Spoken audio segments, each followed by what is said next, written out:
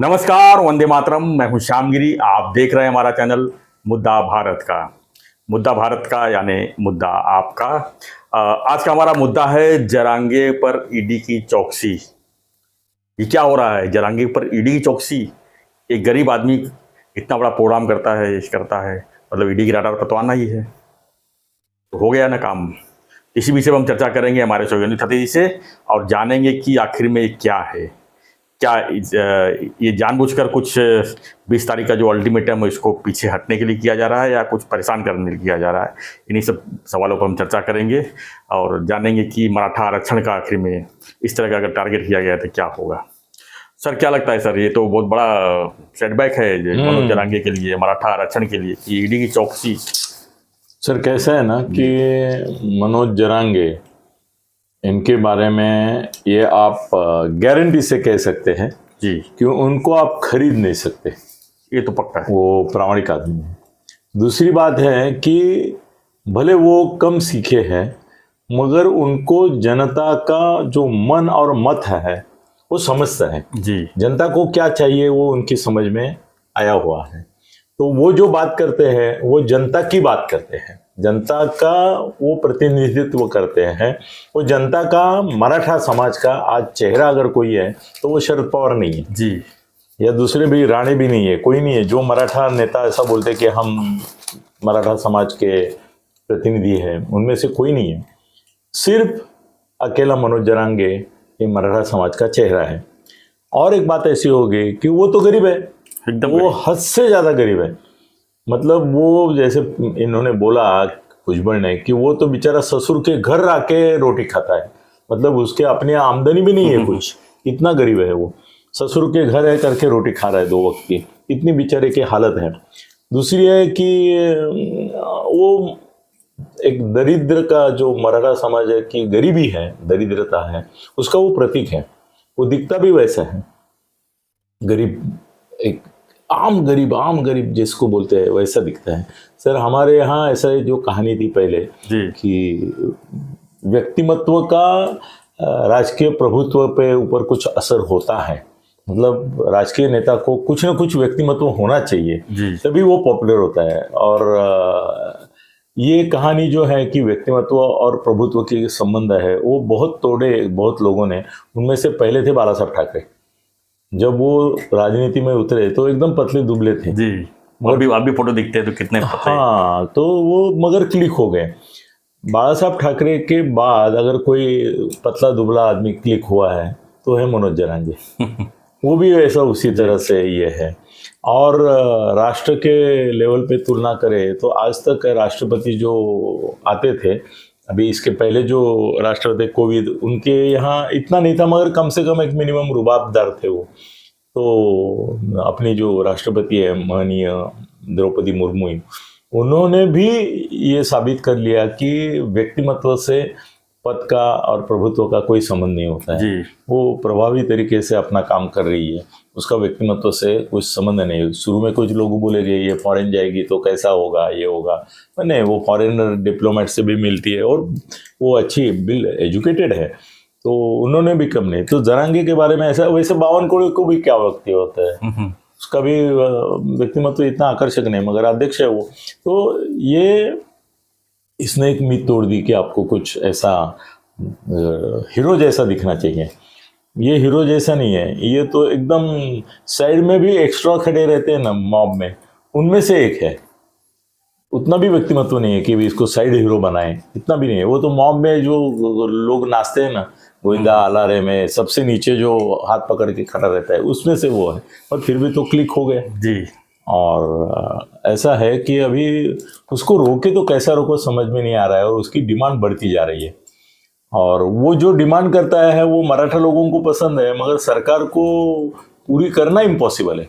अब तो उन्होंने नया चैलेंज किया कि 19 तारीख के बाद हम जो है सरकार से बात ही नहीं करेंगे। अभी भी क्या था असल में, आज जो ये गए हुए हैं जी तुम्हारे बच्चू कडू, वो भी आश्चर्य है क्योंकि उन्होंने पहले घोषित किया था कि मैं सरकार के किसी प्रतिनिधि से भी बात नहीं करूंगा।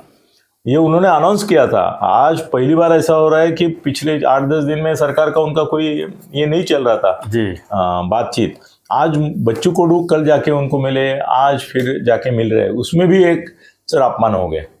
ऐसा है कि मैंने जानकारी ली तो मुझे पता चल, मैं बोला बच्चू कडू के साथ ये डॉक्टर मंगेश चिवटे कहाँ जा रहा है, वो तो पीए है इनका साहब का, और मतलब वो ऐसा कोई एकदम महत्वपूर्ण आदमी नहीं है। पिछली बार मैं शिंदे साहब के यहाँ गया तो शिंदे साहब क्या है, जनरली मुझे फ्रंट डोर से नहीं बुलाते क्योंकि चर्चा बहुत होती मेरी, तो वो पीछे के दरवाजे से बुलाते। तो दरवाजे पे मेरे को जाने को एक 15 मिनट टाइम लगा, मैं पहुंच गया पीछे के दरवाजे बंगले के अपने यहाँ के। तो वहाँ पे चिवटे खड़े थे, वो बोले मैं डॉक्टर चिवटे। मैं बोला आप उनके अधिकारी है, ओएसडी है, और आप यहाँ रहा क्या देख रहे हैं मेरी, आप तो बड़े हैं। नहीं नहीं बोले, हम आम आदमी हैं और उनका सेवा करते हैं, तो आपको लेने के लिए मुझे इधर रखा है, पीछे से आपको लेके जाना है सीक्रेट। तो मतलब उस समय मेरी उनकी बात हुई, एक ऐसे जानकार अभ्यासु और एक सौजन्यशील व्यक्तिमत्व है, शांत व्यक्तिमत्व है, मगर फिर भी वो हुए तो है ओएसडी, पद तो उनका राज्य मंत्री का भी नहीं है। तो बच्चू कडू ने बोले मंत्रालय में पूछा कि भाई मैं जा रहा हूँ मनोज जरांगे के साथ, कोई मंत्री होगा तो सरकार की ओर से निरोप लेके जा रहे हैं, लेटर लेके जा रहे हैं, ऑफर लेके जा रहे हैं। तो बोले मैं जाऊंगा तो मैं सरकार में नहीं हूँ, तो सरकारी कागज पत्र कैसा होगा, कोई तो मंत्री भेजो। तो उन्होंने कई मंत्रियों से बातचीत की, वो बोले नहीं हम मनोज जरांगे के यहाँ नहीं आएंगे। एक तो वो उस बाजू में सुलाते हैं, सामने बिठाते, टीवी के सामने सब चैनल के सामने बुलाने को मजबूर करते हैं, जो भी हम रिएक्शन देते हैं वो टीवी पे सबको मालूम पड़ती है, वो बाजू में आते नहीं, कुछ बात करते नहीं है, और ऐसा ये दिखाते हैं कि तुम झाटू हो, अपना झाड़ू हो, कुछ तुमको ये भी नहीं है, कीमत भी नहीं है, ऐसा वो एकदम तुच्छता से बर्ताव करते हैं। हमने सर सभी मंत्रियों ने इनकार कर दिया आने से। तो शिंदे साहब को पूछा इन्होंने, बच्चू कडू ने, कि भाई कोई तो मंत्री आ नहीं रहा है तो क्या करे। वो बोले ठीक है, ये जो मंगेश चिवटे हैं तो अपना ही आदमी है, वो मेरा प्रतिनिधित्व करता, उसको लेके जाओ। तो गए बच्चू कडू, मगर सर मनोज जरांगे अभी क्या है ना, गाँव का आदमी है, गाँवठी आदमी है करके उसके ध्यान में वो प्रोटोकॉल नहीं आएगा कि मैं तो अभी सीएम से बात करता हूँ बाजू में बैठ के, मैं तो बड़े बड़े लोगों के कान में बोलता हूँ तो वो सुनने के लिए बेकरार रहते हैं, मैं तो टीवी का हीरो हूँ और मैं तो मुख्यमंत्री के समान हूँ, मैं भी एक दूसरा मुख्यमंत्री हूँ जो इस पद पे नहीं है। तो मेरे लिए ये भेजा ओएसडी, बच्चू कडू भी मंत्री नहीं, ये भी ओएसडी है क्या, अभी ओएसडी राज्यपाल है क्या, मेरे से बात करेगा, मुख्यमंत्री है क्या, उप मुख्यमंत्री है क्या है। मगर वो बोलेंगे नहीं क्योंकि उनके ध्यान में नहीं आएगा कि ओएसडी भेज दिया, आएगा तो वो चिढ़ेंगे जी, हाँ गुस्सा हो जाएंगे। अभी आते हैं अपने मूल मुद्दे पर। सर ऐसा है कि इनको रोकने के लिए कुछ तो करना पड़ेगा। अभी ऐसा है कि सरकार ने फिंगर्स क्रॉस करके रखे हैं कि ये, उनको अभी भी आशा है कि हमने मराठा लोगों को निकष करके ये तुम्हारा मागास वर्गीय आयोग का निकाल ले लिया, वो तो लेना ही है कि भाई वो मागास वर्गीय डिजर्व करते हैं। फिर वो जो काउंटिंग किया ओबीसी का कुर्मी, वो भी भाई लाखों की संख्या में हमने दे दिए, तो अभी तुमको लाखों की संख्या में ये दिए हैं, मागास वर्गों का आयोग दिया है, क्यूरेटिव पिटीशन कोर्ट में है, तो हमको जरा संधि दो अभी, और ज़्यादा ये बात मत बढ़ाओ, हिंसाचार होगा वहाँ तक मत ये करो। तो उनको आशा है कि 20 तारीख को शायद वो बोलेंगे कि भाई अंतरवेली में ही रहते हैं हम लोग और प्रतीक्षा करते हैं 24 तारीख को क्या होता है, ऐसी आशा में है। मगर उन्होंने क्या है ना, सरकार ऐसे आशा पे नहीं रह सकती, उनको तैयारी भी करनी पड़ती है। तो अभी सेंट्रल गवर्नमेंट में जो लोग हैं ना, मेरी बात जानकारी ये है, वो सेंट्रल गवर्नमेंट के लोग स्टेट गवर्नमेंट पे गुस्सा हुए हैं शिंदे साहब के ऊपर और फडणवीस, क्योंकि अजीत दादा तो पिक्चर में है नहीं, ये क्या कर रहे हो तुम, हमने शेतकरी आंदोलन 1 साल चला, हमने परवाह नहीं की, पूरा दिल्ली ब्लॉक करके रखा था हमने, नहीं, शाहीन बाग में 1 साल तक वो औरतें बैठी मुस्लिम, हमने परवाह नहीं की। अन्ना हजारे वगैरह वो जमाने में यूपीए वाले थे, वो भी परवाह नहीं करते थे। तो आप क्या खेल कर रहे हैं क्या।